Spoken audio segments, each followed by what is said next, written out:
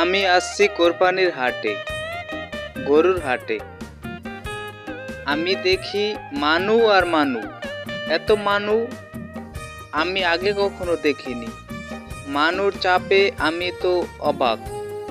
এত মানু আর এত ভিড়, দেখতেই তো পারছেন। আর অনেক সুন্দর সুন্দর নাদুস নুদুস এবং কিউট কিউট গরু উঠেছে কোরবানির গরুর হাটে।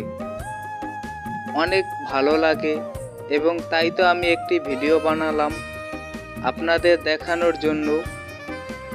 অনেক সুন্দর সুন্দর গরু উঠেছে এবং গরু যেটা দেখি সেটাই পছন্দ হয়, যেটা দেখি সেটাই পছন্দ হয়।